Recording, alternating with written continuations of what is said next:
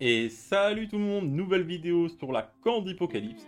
Donc aujourd'hui, comme vous savez, c'est la dernière ligne droite, il ne nous reste que un mois avant la sortie du deuxième set de Rise. Donc dans cette vidéo, je vais vous parler de tout ce qu'il y a à savoir sur le nouveau set, les nouvelles displays, pour vous aider, pour tous ceux qui viennent d'arriver aussi.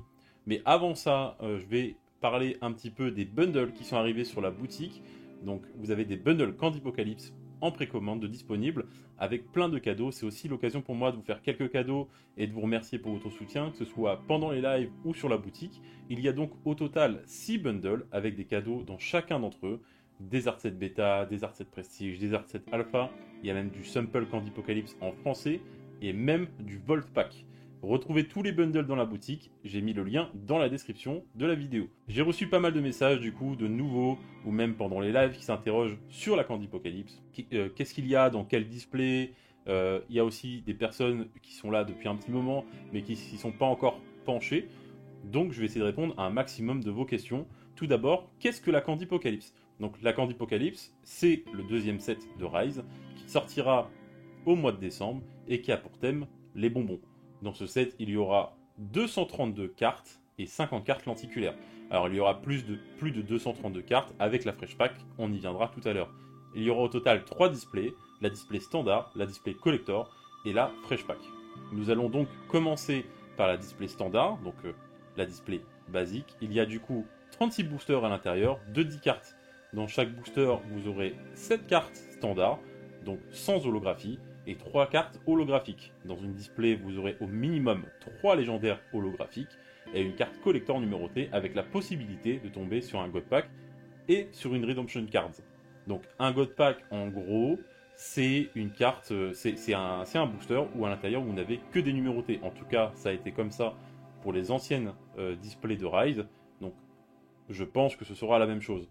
Et la Redemption Cards, c'est un petit peu le ticket doré qui va vous permettre d'avoir accès à des cadeaux. Donc si vous tombez dessus, vous allez être très content. Donc tout ça, c'est la display standard. Nous allons maintenant passer à la display collector. La display collector contient 10 boosters de 10 cartes et est complètement différente du coup de la display standard. Donc nous sommes sur le même set que la display standard, c'est la Collector Candypocalypse. Il n'y a pas de taux de légendaire par display. Donc dans la standard, il y avait 3 légendaires par display minimum en holographique. Ici, il n'y a pas de minimum. Par contre, il y a un pourcentage de légendaires qui est accru par rapport à la standard. Donc il peut y avoir jusqu'à 3 légendaires par booster, ce qui est complètement énorme. Donc toujours en holographique, puisque du coup, toutes les cartes de la collector sont holographiques. Vous aurez au minimum 2 numérotées par display, qui seront différentes des numérotées du coup de la display standard. Il y aura possiblement un God Pack, donc cette fois-ci on a des ratios, ce qui n'était pas le cas pour la standard. Il y aura un God Pack dans chaque case au minimum, donc une chance sur 10 à chaque fois d'avoir un God Pack dans sa display.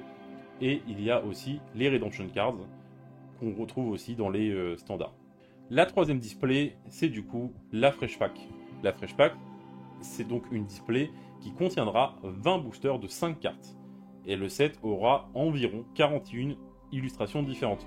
Donc c'est un set qui est différent de celui de la Candypocalypse.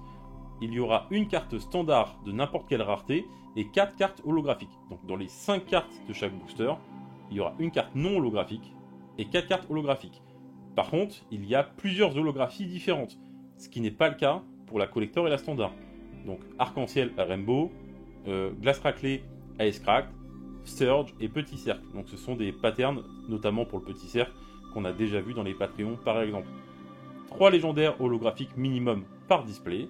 Donc comme la standard, au final, il y a un minimum de 3 légendaires holographiques. Et une carte numérotée collector, dont la fameuse carte One of One, donc 1 sur 1, unique, qu'il y aura dans la Fresh Pack. Il va y avoir une grande chasse autour de ça. Ça va être vraiment très cool, j'ai très hâte de voir à quoi ressemble cette carte. Les cartes numérotées seront différentes de celles de la standard et de la collector. Donc ce qui est logique, le set est différent, les numérotées sont encore différentes. Donc si vous prenez de la standard, vous aurez des numérotées forcément différentes de celles de la collector, qui seront encore différentes de celles de la Fresh.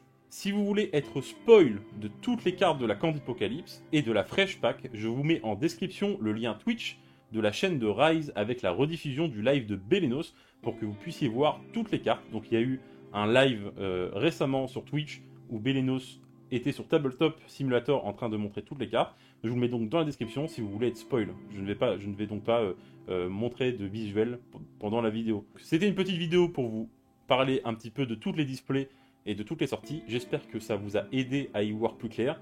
J'espère que cette vidéo vous a plu. Et si c'est le cas, n'hésite pas à t'abonner et à liker la vidéo. Et on se retrouve semaine prochaine pour une nouvelle vidéo. Allez, salut tout le monde!